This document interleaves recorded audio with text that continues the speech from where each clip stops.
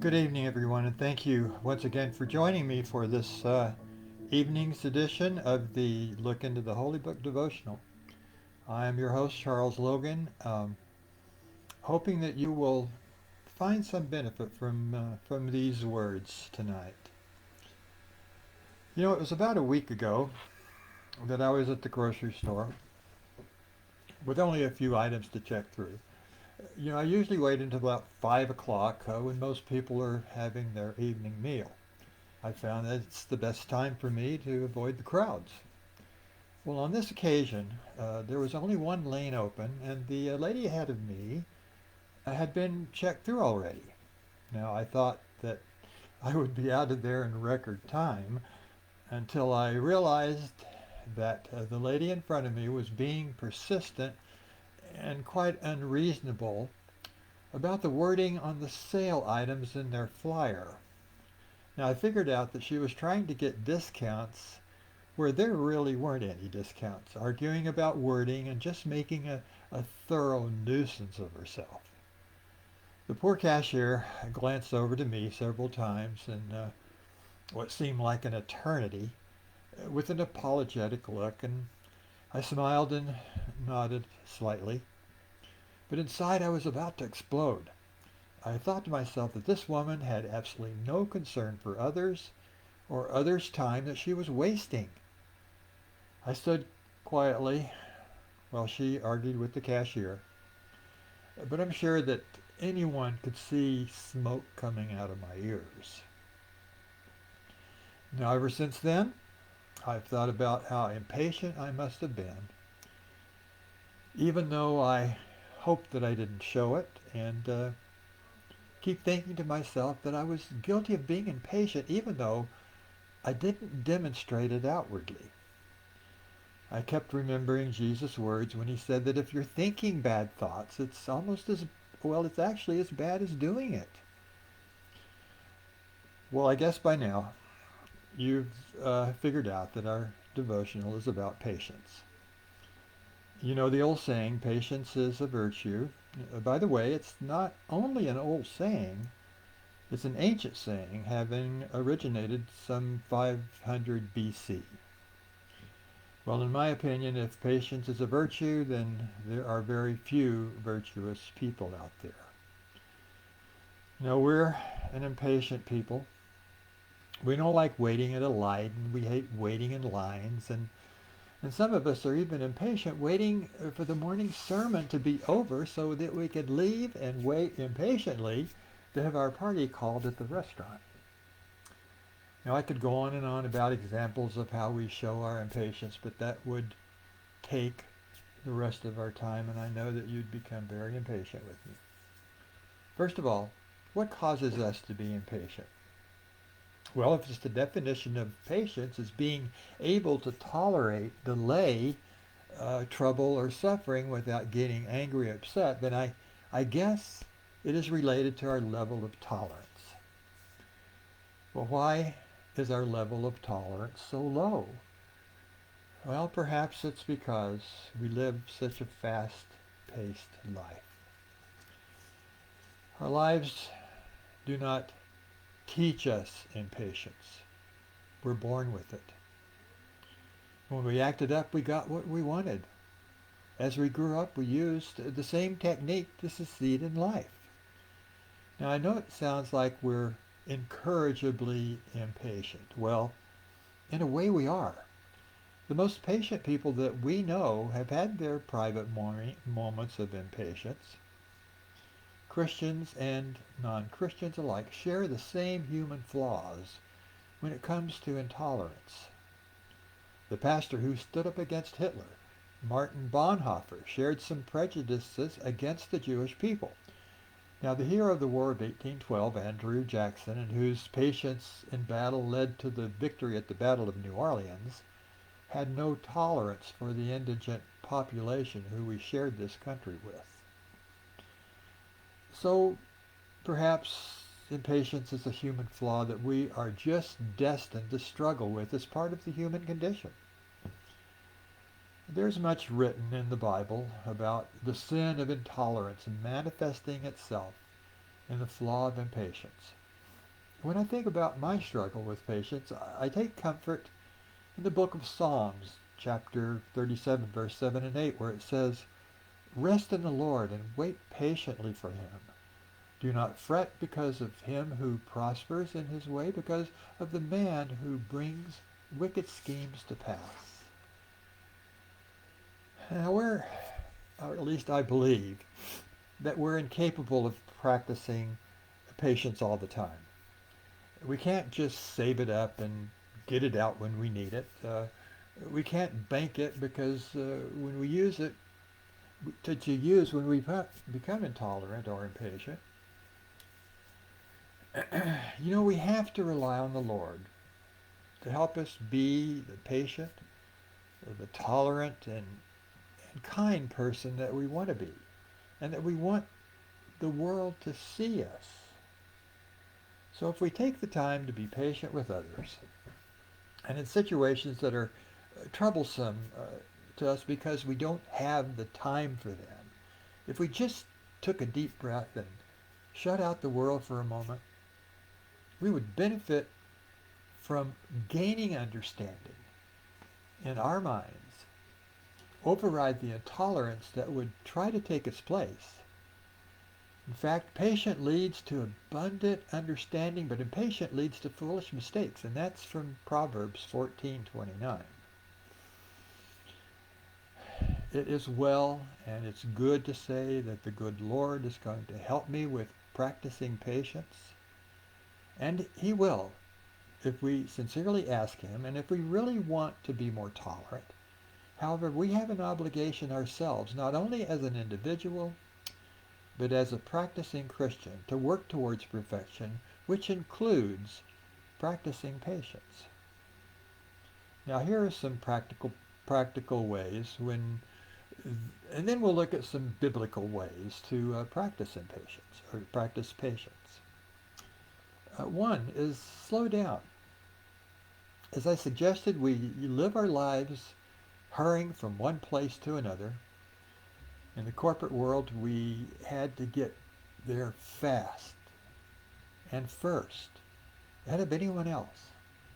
In our retirement years, we have to do all those things that we saved up while we were working. And sometimes we devote ourselves to a new hobby or an endeavor that creates a sense of urgency to us to get everything done that we've dreamed about.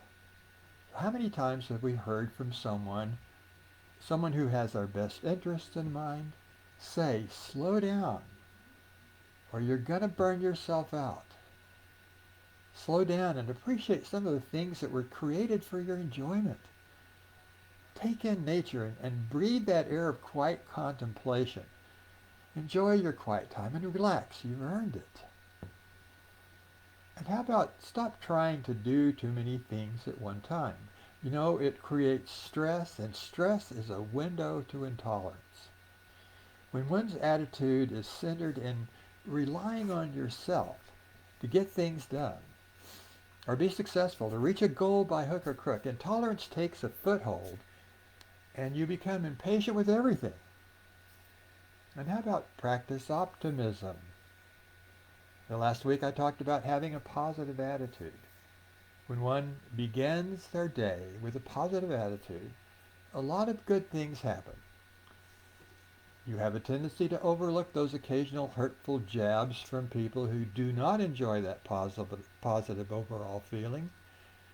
When one goes through their day with a positive attitude, it becomes infectious. Treating others with kindness will generate kindness in return. And how about try being thankful for the simple things? We're wired to expect rewards for our generosity. It is much better to be generous for the sake of being generous without expecting anything in return. Random kindnesses will hopefully be passed on with the same gratitude in which they were received. And I believe one of the most important ways to practice patience is to develop a sincere empathy for others. When one tries to understand others, their point of view and sacred beliefs, there will be no room for intolerance. Try to mentally walk a mile in their shoes, and true attempts to understand them will create a relationship that will benefit both parties. Now, since this is a Christian devotional, of course, let's look at some biblical ways to practice patience. Since we're trying to live a Christ-like life, certainly, these suggestions should come naturally. So, the first one, seek and work to practice our God-given wisdom and understanding. Wisdom is a God-given gift. It's also a spiritual gift.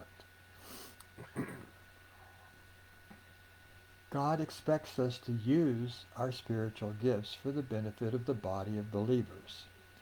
Understanding comes from wisdom, which works to strengthen the body by shredding those long-held prejudices that create intolerance within and without of the body. James 13:3 says, "He who is wise and understanding among you, let them show it by their good life, by deeds done in the humility that comes from wisdom." How about trust in God's timing? This lesson really hits home for me. At times of crisis, we try too hard to help God solve our problems because we can't wait for his answer to prayer. When we put our complete trust in God to handle things his way, we learn a very important lesson in patience. Now, illnesses, especially, really take a toll on our being able to trust God in his timing. We want that appointment faster. We have to have that diagnosis immediately. Um, if we would just stop and think for a minute that all these problems that we have may blindside us, they certainly don't surprise God. He has a plan, and no matter how fast we want things to go, it is all within his timing alone. And let's look for support. You know, we Christians are fortunate that we have a built-in support system. If our church communities work the way that they are supposed to, we should never be short of support and encouragement. Now, even in a very supportive church community, there are individuals who are actually surprised by the attention that they receive in times of trial. When the clouds of crisis gather, there is no greater comfort than to be reminded by those who care for us that we need to place our problems at the throne of the Most High. You know, an absolutely necessary way to practice patience is to pray. And in fact, this should really come first. We have to present our petitions to the greatest of all physicians. The Apostle Paul wrote to the church at Philippi saying, "Be anxious for nothing, but in everything by prayer and supplication with thanksgiving let your requests be made to God. And the peace of God, which passes all understanding, will guard your heart and minds through Jesus Christ." Now you may recall that when I began this series of devotionals, I also shared the news that we are dealing with a very serious illness in our family. I also shared that as time went forward and through the course of this illness, I would keep you advised and ask that you walk along with us. As this illness progresses, we have placed our trust in the great physician and take each day as it comes with thanksgiving and hope in God's plan for us. During the course of this crisis, I believe that God has truly blessed me, not only by being able to serve as a caregiver, but reinforces that bond of love between my wife and myself. You know, there's no argument that this road that we're on is a difficult one. However, it is a true statement that God does not give his children any more than they can handle. With faith, we are capable of handling much more than we could ever imagine. Because all things are possible through Christ who gives us that strength. So here's some examples of how this time of caregiving has taught me patience. First of all, I've realized that we can't move things along any faster than what God's plan is for this time of our lives. Like anyone else in the same place, we want things to go fast as they can. We think every moment that we delay, this illness is getting more of a hold. But when we think about it, there is really nothing that we can do because in faith we have placed all things in God's hands. We do that because we really have no other place of sanctuary to turn. Our efforts, no matter how hard we try, will only proceed within God's timing and God's will. You know, we pray for health and restoration, and God will certainly answer that prayer. But he will answer it in his time and in his way. What if his answer is not what we expected or even hoped for? He will. He will be faithful to restore our loved one and keep his promises, either here in this earth with all of its pain and suffering, or in heaven in eternal worship of our Lord and King. Now it all takes an extra helping of patience to acknowledge that there is a certain requirement to tolerate the unpleasant challenges of this earth and to never expect that our time here will be easy. If we are to follow Christ, we must suffer along with him. But his promises are always kept, whether we benefit from them here or in the hereafter. I am personally comforted by the words of Revelation 21:4, which reads, "And God will wipe away every tear from their eyes, and there shall be no more death, nor sorrow, or crying, there shall be no more pain, for the former things have passed away." Now, when I look at the big picture, I realize that all of these insignificant human emotions that generate intolerance just don't add up to anything. Certainly anything important. Patience really is not difficult to practice when you think about how short our journey here is.